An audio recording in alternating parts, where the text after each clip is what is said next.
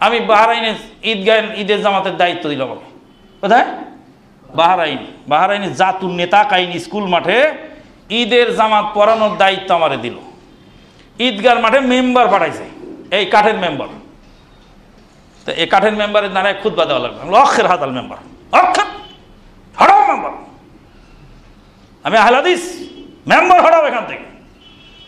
একজন কানে কানে এসে বলছে, সাহেব আপনার এই আচরণগুলি সব ভিডিও হচ্ছে, এগুলো ওয়াকফ এস্টেটে জমা হবে, আপনি ওয়াকফ এস্টেটের গেস্ট, আপনি বাহরাইনের ইসলামিক অ্যাফেয়ার্সের গেস্ট হিসাবে আপনাকে এখানে ইনভাইট করা হয়েছে। ধর্ম মন্ত্রণালয়ে ভিসা নিয়ে আমি গেছি, আমাকে ধর্ম মন্ত্রণালয় থেকে ওখানে ঈদের জামাত পড়ানোর ইমামতি দিয়েছে, কিন্তু মেম্বার দিয়েছে, কাঠের মেম্বার সরাও এখান থেকে। তখন একজন এসে বলছে যে এটা সরাই দিলে আপনার নামে রিপোর্ট হবে, তাহলে বাহরাইন সরকার ফাঁসি দিবে আমারে। কয় না, তো তাহলে আপনার নামে রিপোর্ট হবে। রিপোর্ট কী হবে? যেটা শরীয়ত বিরোধী কাজ সেটা হবে কেন?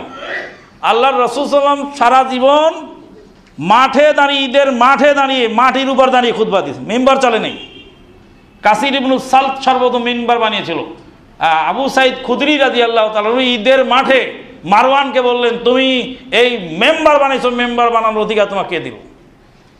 তাহলে সাহাবী প্রতিবাদ জানাইছেন, আমিও প্রতিবাদ জানালাম, মেম্বার সরাই দিল। তারপরে কাটিহিবার সারে ময়দান মাগার ঝুঁকি তো নেই, ময়দান ঝুঁকতে জানে না, ময়দানে গর্দান কাটা গেছে সহি আকিদার লোকদের, কিন্তু ঝোঁকে নাই কোথাও। ঝুঁকবে কেন? তুমি আরব দেশের লোক বলে হালাল হবে? হাতু বুরহানাকুম ইন কুনতুম সাদিকিন। মেম্বার ঈদের মাঠে আনার দলিল দাও, তারপরে কথা বলো, সব লাজবাব। আলহামদুলিল্লাহ ওয়াকফ স্টেটে গেলাম, বিরাট একটা প্রোগ্রাম হয়েছিল, সেই পীর সাহেবের লোকেরা বাধা দিয়েছে, বিরাট লম্বা ঘটনা। তারপরে এসে চলন্ত বক্তৃতা লাইট অফ করে দিল।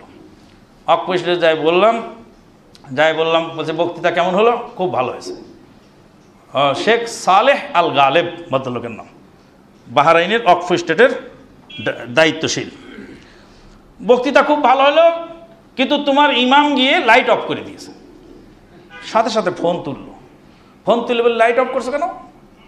তো বলছে যে ও বাঙালি, কোত্থেকে আসছে, কি বলে কোত্থেকে আসছে মানে 3.5 ঘন্টা ইন্টারভিউ নিয়ে ওকে সালমানপুর জামে মসজিদের খতিব বানাইছি আমি।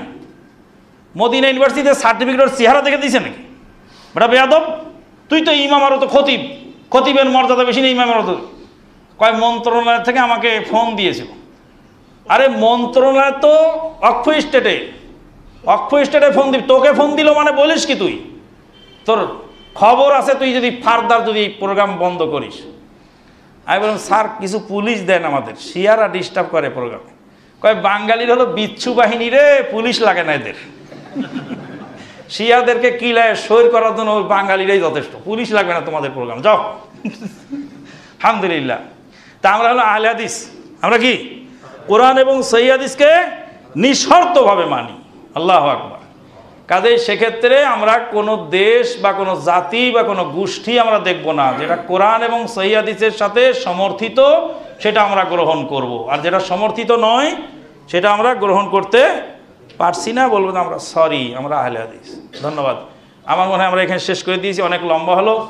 জাযাকুমুল্লাহ খায়রান। আপনাদের যা আগ্রহ তাতে মনে হচ্ছে যে ইফতার পর্যন্ত চালালেও চলবে, তাই না? তা আল্লাহ হায়াতে বাঁচায় রাখলে আর একদিন আসবো ইনশাল্লাহ, সেদিন তুতুল থাকবে প্রশ্ন উত্তর, লিখিত প্রশ্ন নিয়ে আসবেন ইনশাল্লাহ, আমরা প্রশ্ন উত্তর দিব। সুবহানাকা আল্লাহুম্মা ওয়া বিহামদিকা আশহাদু আল্লা ইলাহা ইল্লা আনতা আস্তাগফিরুকা ওয়া আতুবু ইলাইক। আসসালামু আলাইকুম ওয়া রাহমাতুল্লাহ।